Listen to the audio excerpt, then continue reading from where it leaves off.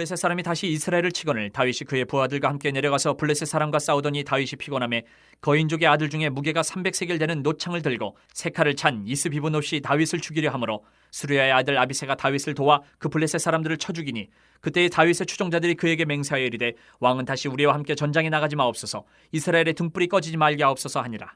그 후에 다시 블레셋 사람과 곱에서 전쟁할 때에 후사 사람 시프게는 거인족의 아들 중에 삽을 쳐 죽였고 또다시 블레셋 사람과 곱에서 전쟁할 때에 베들레헴 사람 야레오르김의 아들 엘하나는 가드 골리앗의 아우 라흐미를 죽였는데 그자의 창자루는 배틀채 같았더라. 또 가드에서 전쟁할 때에 그곳에 키가 큰 자 하나는 손가락과 발가락이 각기 6개씩 모두 24개가 있는데 그도 거인족의 소생이라. 그가 이스라엘 사람을 능욕함으로 다윗의 형 삼마의 아들 요나단이 그를 죽이니라.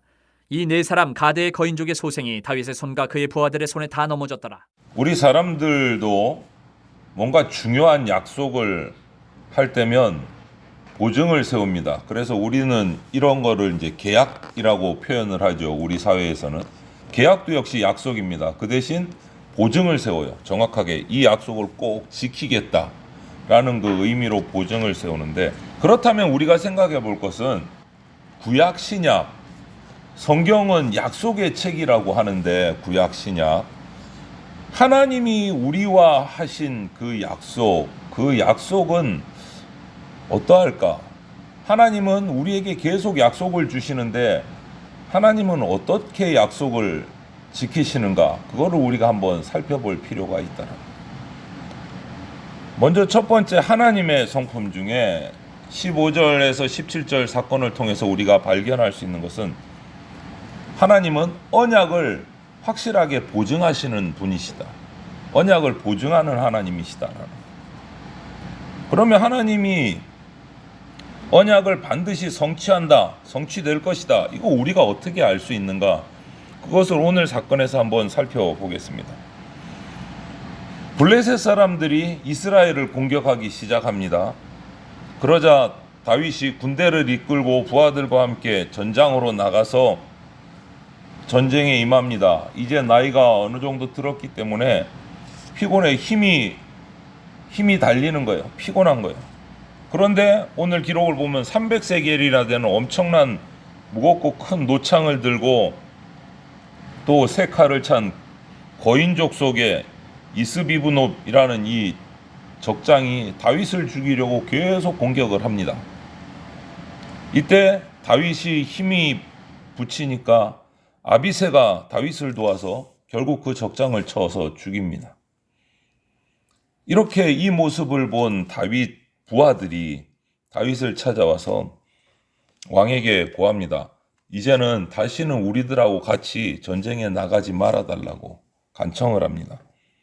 다윗이 잘못되면 이 하나님이 택한 이스라엘 나라가 위태로워지기 때문에 왕에게 그렇게 고해요. 그리고 다윗의 부하들은 그 얘기하는 중에 다윗을 이렇게 표현합니다. 17절에 이스라엘의 등불이라고 표현을 해요. 이스라엘의 등불. 이 말은 영적으로 우리가 적용을 해보면 다윗은 예수 그리스도의 그림자, 예표예요. 하나님이 이스라엘에게 주신 약속의 보증수표, 제 계약서 도장과 같은 사람이 누구냐? 다윗이란 말이에요. 다윗. 그 다윗이 전장에서 목숨을 잃으면 이스라엘은 휘청거릴 수밖에 없는 거예요. 하나님과의 약속이 흔들린다고 생각을 한 거예요. 마찬가지로 예수 그리스도를 믿는 사람들에게 약속하신 성령으로 인치시고 하나님의 소유가 되어 주셨다라는 것을 보증해 주시는 분이 하나님이세요. 에베소 1장 13절 말씀처럼 다윗을 통해서 이스라엘의 역사하시는 하나님, 그 약속하고 똑같이 예수 그리스도 믿는 자에게는 성령으로 인을 치셔서 우리가 하나님의 소유다라는 것을 보증을 해주시는 분이 하나님이시다. 약속에 대해서, 언약에 대해서 보증하세요. 하나님도 역시 그냥 말로만 그냥 던지고 마시는 분이 아니다라는 거예요. 하나님께서는 믿는 자에게 성령을 주셔서 보증을 세우세요. 성령을 주셔서. 성령이 우리 가운데 오시는 것이 하나님 언약의 보증이다라는 거예요.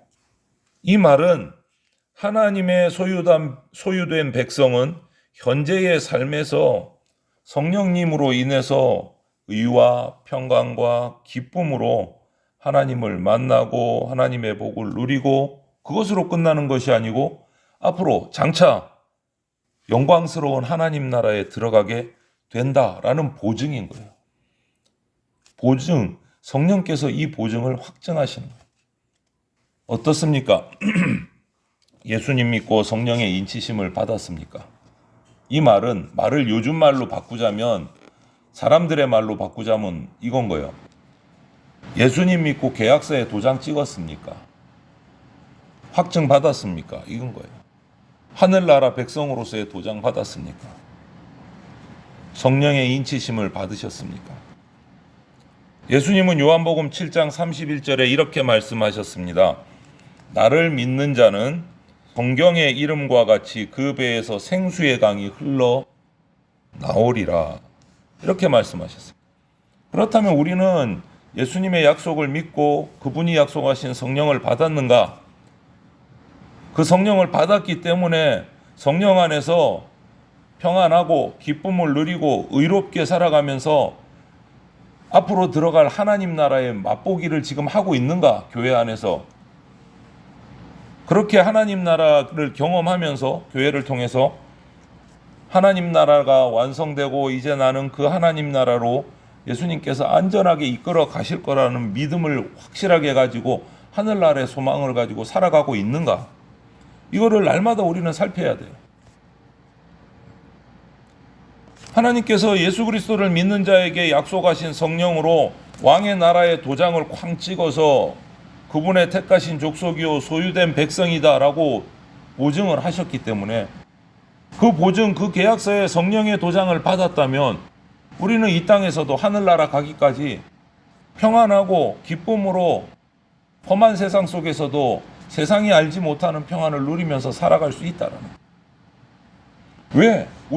나는 이제 죽어도 영원토록 하늘나라에 내 집이 있다라는 성령의 도장을 받았기 때문에 불안할 수가 없는 거예요. 평안한 거예요. 뭐 좋은 무덤자리 봐놓고 평안하다 그러시는 분들 계시는데, 어르신들 중에 우리는 그거는 비교할 수 없는 평안함이 우리 가운데 있는 거예요. 우리는 이 땅에서뿐만 아니고 하나님 나라를 맛보게 하시지만 죽음 이후에도 영원한 더 영광스러운 하나님 나라가 나에게 보증되었다. 그것을 하나님께서 성령을 통해서 예수 그리스도를 통해서 보증해 주셨다. 이 믿음을 가지고 있어요. 그래서 오늘 사건에서 보면 이스라엘 백성들은 다윗 왕을 붙들고 있어야 하나님과의 연결이 되는 거예요. 그러니까 이스라엘의 등불이여라고 표현을 하면서 다윗 왕을 보호하는 거예요. 그게 계약서니까, 하나님과의 약속이니까. 또 한 가지 볼 것은 18절부터 22절 말씀을 통해서 우리가 영적으로 발견할 수 있는 것은, 보증만 하시고 그냥 우리 사람들 중에는 그렇잖아요. 계약서 쓰기는 썼는데 도망가 버리는 사람들 수없이 많아요. 나 몰라라고. 그런데 하나님은 언약은 반드시 성취하시는 분이다. 보증하신 언약은 반드시 성취하신다. 그럼 어떻게 성취하실까? 오늘 사건을 한번 보십시오. 이스라엘의 등불이여 라고 표현하면서 다윗이 전장에 나가는 것을 만류하고 이 신하들이, 부하들이 정말 최선을 다해서 전쟁에서 싸우기 시작합니다. 그래서 어떻게 됩니까? 이스라엘이 블레셋 사람과 곱이라는 곳에서 전쟁할 때 후사 사람 십부게가 거인족의 아들 삽을 쳐서 죽입니다. 또 다른 전투에서 야레오르김의 아들 엘하난이 다윗이 이겼던 그 골리앗의 아후 라흐미를 쳐서 죽입니다. 또 가드라는 곳에서 전쟁할 때는 손가락 발가락 합해서 20개인데 하나씩 더 있어서 24개가 달린 거인족의 용사를 삼마의 아들 요나단이 쳐서 죽입니다. 이처럼 거인족 용사 4명을 다윗의 손과 그 부하들의 손에 모두 하나님께서 이기게 하십니다. 그 거인족을. 블레셋의 거인들이 하나님의 역사하심으로 이스라엘 용사들의 칼날 앞에 다 무너져요. 이것을 오늘날로 우리가 영적으로 해석을 하자면 주님께서 속히 오셔서 사탄의 모든 권세, 이 땅의 권세를 심판하시고 그분의 백성들을 영원한 하나님 나라로 인도하실 겁니다. 블레셋을 이금으로 이스라엘이 평안해졌듯이, 하나님의 택한 나라가 평안해졌듯이 주님이 오셔서 사탄의 모든 권세를 심판하시고 예수 그리스도를 믿는 자들을 평안하게 하시고 하나님 나라로 인도하실 것이다. 하나님은 이스라엘 용사들의 칼날 앞에 블레셋 거인들이 하나도 남김없이 다 쓰러지도록 하셨어요. 이것처럼 예수님 재림을 통해서 지금은 이 땅에, 이 세상의 공중에 권세 잡은 사탄들이 쥐고 흔들고 있지만은 예수님 재림을 통해서 그들의 모든 권세와 능력을 막으시고 멸하시고 심판하셔서 복종하게 하실 거예요. 그러고 나서 하나님 나라가 임할 거다. 이것을 우리가 믿어야 돼요. 하나님은 확증하셨고 반드시 성취하시는 분이시다. 그럼에도 불구하고 우리는 그렇죠. 믿음이 흔들리고 약해서 아직도 내 속에 죄성이 남아있기 때문에 끊임없이 세상의 옛습관으로 돌아가려고 하는 모습들이 우리 가운데 보여요. 시시때때로. 또 내 거룩함을 무너뜨리려는 세상의 유혹도 계속 우리 가운데 오잖아요. 수시로 오잖아요. 그럴 때 나는 어떻게 해야 될까? 하나님의 계약서를 들고 있으면서도 항상 불안해하는 내 모습을 보면서 여러분, 우리는 어떻게 해야 될까요? 성령의 도장이 찍힌 계약서를 들고 있으면서도, 하늘나라 계약서를 들고 있으면서도 불안해서 혹시나 다른 생각하고 있는 우리의 모습을 정말 살펴야 돼요. 그런 우리들을 향해서 로마서 8장에 좀 긴 말씀이지만 이런 말씀을 주세요. 제가 천천히 한번 읽어보겠습니다. 생각하건대 현재의 고난은 장차 우리에게 나타날 영광과 비교할 수 없도다. 피조물이 고대하는 바는 하나님의 아들들이 나타나는 것이니 피조물이 허무는데 굴복하는 것은 자기 뜻이 아니요 오직 굴복하게 하시는 이로 말미암음이라. 그 바라는 것은 피조물도 썩어짐의 종노릇한 데서 해방되어 하나님의 자녀들이 영광의 자유에 이르는 것이니라.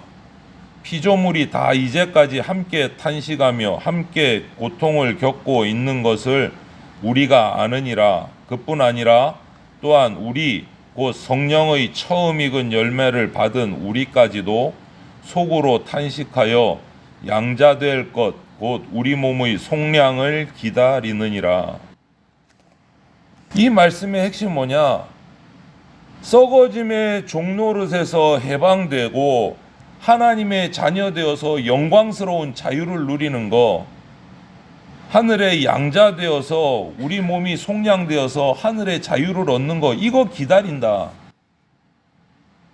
이것이 이 마지막 때 말세에 저와 여러분들 성도가 가지고 믿고 소망해야 될 것이 바로 이거라는 거예요. 하늘나라의 소망이야. 성령으로 인치심 받은 약속, 하늘나라의 소망을 가지고 살아야 된다. 이것이 우리가 품어야 될 유일한 소망이다. 다른 거 생각하지 말라는 거예요. 부활하신 주님이 영광스러운 모습으로 구름 타고 하늘로 올라가시면서 우리에게 하신 약속을 기억하십니까? 반드시 오리라. 어떻게? 반드시 속히 오리라. 속히 오리라는 말을 기억하셔야 돼요. 반드시 속히 오리라. 너희가 올라가는 것을 보는 그 모습 그대로 속히 오리라. 이것이 우리에게 주신 마지막 약속이에요. 그리고 그것을 지키기 위해서 보혜사 성령을 보내주셔서 확인시켜 주셨어요. 도장 쾅 찍으셨어요. 그때 다시 오실 때는 심판주로 오시는 거예요. 악한 세력과 사탄의 세력을 완전히 심판하셔서 유황못에 불못에 던지시고 성령으로 인치심을 받은 도장받고 있는 그 거룩한 백성에게는 구원주로 오셔서 모든 슬픔의 눈물 닦아주시고 다시는 사망이 없고 애통하는 것이 없는 새하늘과 새 땅으로 인도하신다. 그것이 우리에게 주신 하나님의 약속이고 성령의 도장이 쾅 찍혀져 있는 보증된 약속이고 하나님은 반드시 그 약속을 지키시는 분이시다. 그래서 다윗의 나라가 영원히 번성하겠다. 다윗의 왕위가 다시는 다른 곳으로 가지 않도록 하겠다. 약속하신 그 하나님이 이스라엘의 그 약속을 지켜주시는 것처럼 오늘 우리에게 주신 하나님 나라에 대한 확실한 약속을 반드시 지키신다라는 거예요. 그 주님이 우리의 하나님이시고 우리는 그 주님의 백성이 된다라는 거예요. 이 소망을 오늘도 우리가 가지고 살아가기를 바랍니다. 신실하신 주님의 약속을 믿음으로 우리가 받고 그 소망 붙들고 살아가야 됩니다. 주님은 항상 신실하시기에 약속을 반드시 이루시는 분입니다. 그것을 또 우리가 의심하니까 성령을 보내셔서 확증까지 해주셨습니다. 내가 너희가 올라가는 것을 본 그대로 속히 오리라.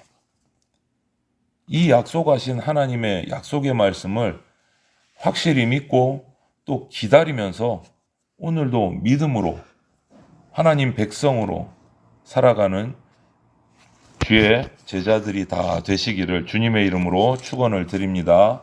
아멘.